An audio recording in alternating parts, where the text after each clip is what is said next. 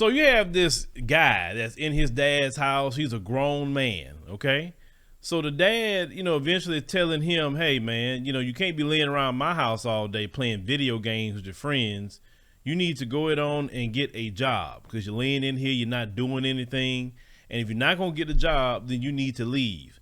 Now, I want you to see exactly how this guy responded because this dude was lazy and didn't want a job. Let's roll that clip. First degree, count 3, murder in the first degree. The only visible movement from Alexander Jackson's brief court video appearance Wednesday morning was him twirling his thumbs when the prosecutor gave investigators' version of what happened inside his home June 15th. Behind the 20-year-old defendant are crutches, likely due to the gunshot wound to his foot from the same weapon police believe he used to kill his family. It is clear that this was a horrendous murder. That was more than just a murder, it was an execution. The judge set his bond at $1 million for each of the people investigators say he killed. His mom, Melissa, dad, Jan, and little sister, Sabrina. Police say Alexander called 911 at 8:23 Tuesday morning, saying a masked intruder had shot him and his father. When Cedar Rapids police arrived at 4414 Oakleaf Court Northeast, they found 3 bodies in 3 separate rooms. Alexander went to the hospital with a gunshot wound to his foot. According to the criminal complaint, Alexander says he woke to the sound of gunshots, then struggled with a masked intruder over a .22 caliber semi-automatic rifle. Alexander says he and his father had cleaned that rifle the night before and it was left on the fireplace. Investigators found no sign of forced entry or any indication the home had been burglarized. But he did tell police his father recently told him he needed to find a job or move out of their home. In court Wednesday, he requested a public defender. Requesting court-appointed counsel in this case, sir? Yes. The next time Alexander Jackson will be in court is June 25th for a preliminary hearing.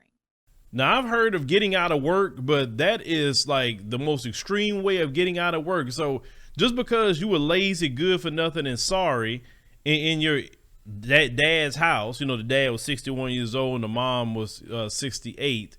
This dude say, okay, I don't want to get a job, so I'm going to take this .22 caliber semi-automatic rifle, and I'm going to go kill my mom. I'm going to kill my dad. I'm going to kill my 19-year-old sister because I don't want to get a job, and I'm afraid of getting thrown out as a freaking grown man. He should have had a job from the get-go. You understand? See, this society here in America, it's a lot of people too entitled. Way too spoiled. We got grown men laying up in the house with their mama. I mean, when I left home is when I got out of college. I was gone. I never returned back home when I got out of college.